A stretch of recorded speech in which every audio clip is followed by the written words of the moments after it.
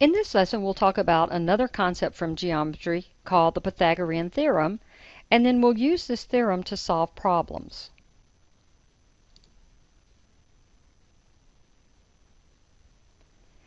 The Pythagorean theorem states the following. The sum of the squares of the legs of a right triangle is equal to the square of its hypotenuse. So in order for the Pythagorean theorem to be in effect, first of all, you must have a right triangle, which is indicated by the little square that's drawn in the corner of the triangle. In a right triangle, the two sides that are adjacent to this right angle, they intersect here at the right angle, are called the legs of the right triangle. They will be the two shorter sides of the triangle. The longest side, that is the side that is opposite the right angle, is called the hypotenuse. So if we label the legs of the triangle A and B and the hypotenuse C, this statement, the sum of the squares of the legs of a right triangle is equal to the square of its hypotenuse, can be written in this formula form. A squared plus B squared equals C squared. Because A and B are the legs, each of those is squared, the sum means to add them, and that has to be equal to the square of the hypotenuse.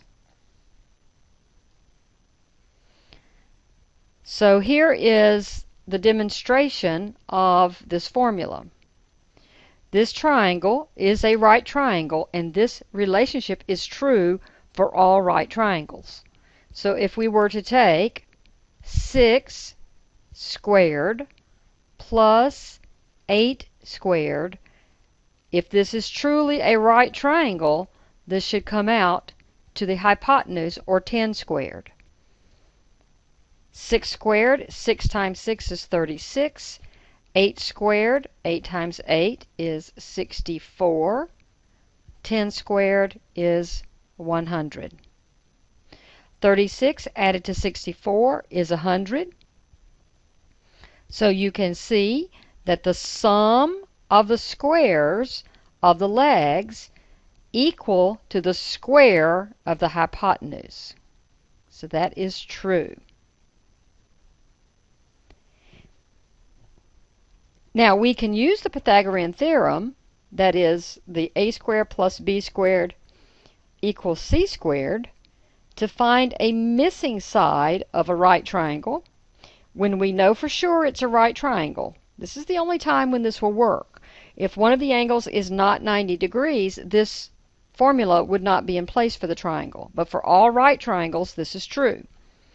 So we can start here with the one where we see that the two legs are known, and we can label our hypotenuse instead of a question mark with the variable c. Square each leg, 81, that's 9 times 9. 12 squared is 144. If you add these together, you get 225 equals c squared. Now, it turns out that there are actually two numbers that you can square to get 225. One of the numbers is positive and one of the numbers is negative. But since we are looking for the length of a side, we are only concerned about the positive answer that is available here. So we can find the principal square root of 225, or that 15 is our answer. And when we say principal square root, we mean the positive square root. So if you'll take the square root on your calculator of 225, you will get 15. If you want to confirm that these numbers work, just like we did before, you can check out 9 squared plus 12 squared and make sure that it comes out to 15 squared, which in fact it will, because that's how we got this answer here. Now we have a slightly different situation on the right-hand side, because in this case we have a missing leg instead of the hypotenuse missing. So we'll call the leg that's missing a. So a squared plus 5 squared equals 13 squared. And by the way, over here I should have indicated that this is 15 inches. You want to make sure you always go back and include your units in your final answer. And it is indicated to us that this is measured in inches, even though this picture is not drawn to scale.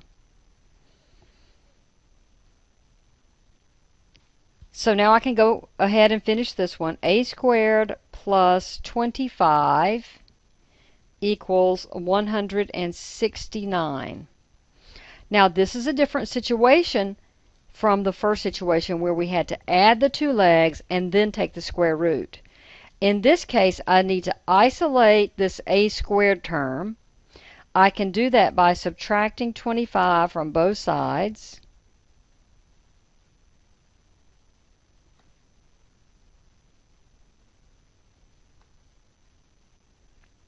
And I get a squared is 144. Again, there are actually two numbers you can square to get 144. One's positive and one is negative. But because we're dealing with geometry, we just need the positive one. So we take the square root of 144, and it turns out that that answer is 12. So this leg would be 12 inches. Again, go back and check. 12 squared plus 5 squared should come out to be 13 squared, and in fact it will if you go through and do the check.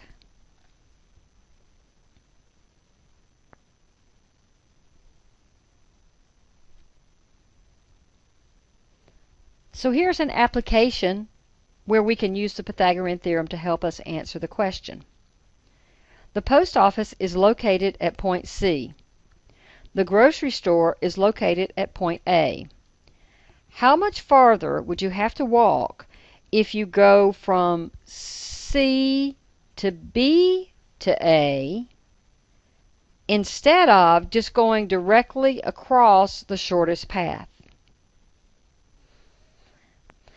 So this is a rectangle. I know it is a rectangle as it's indicated by these 4 square corners.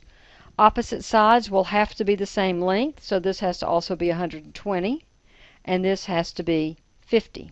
And these are both in yards. The first question, or the first scenario, has us going from C up to B, and then from B over to A. So the first route is an easy route to calculate.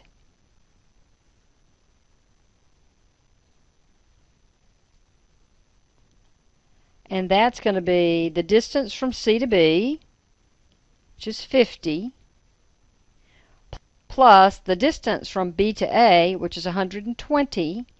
So in that case, the first route is 170 yards total. Now the second route has us going straight across, and that is in fact the hypotenuse of a right triangle.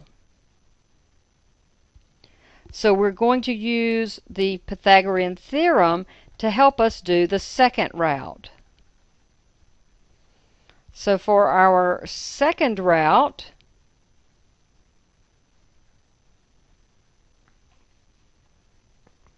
we're going to say that 50 squared plus 120 squared equals, and in this case I'll use an H so that we don't confuse it with the fact that we've already got a C here in the problem.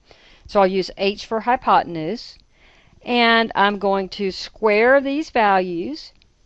50 times 50 is 2,500. 120 times 120 is 14,400.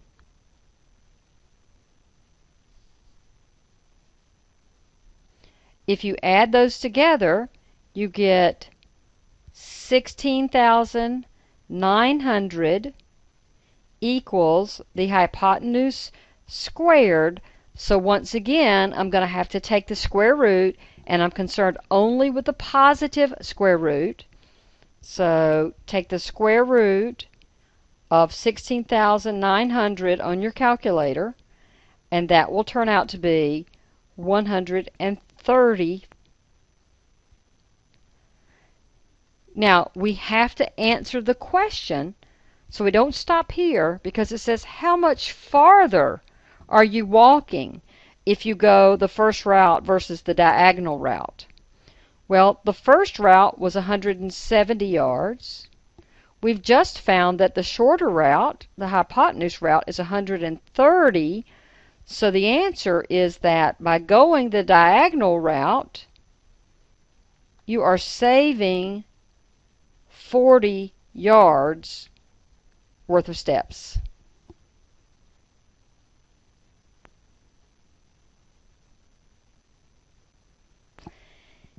So in our last example, we're going to talk about what happens when the values for the leg or the hypotenuse do not come out to be a nice whole number. This is a right triangle, which means the Pythagorean theorem does apply.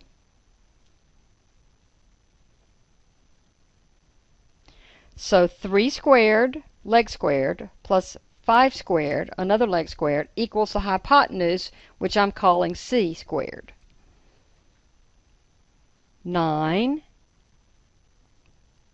plus 25 equals c squared. If you add these together, you get 34 equals c squared. And the problem here is that there is no whole number that you can square to get 34. Because if you think about this, 5 squared is 25. 6 squared is 36. And since 34 is in between these, the square root of 34 is going to be between 5 and 6. And we could estimate this fairly easily by saying, well, 34 is really close to 36, so it's got to be a number bigger than 5, less than 6, and closer than 6.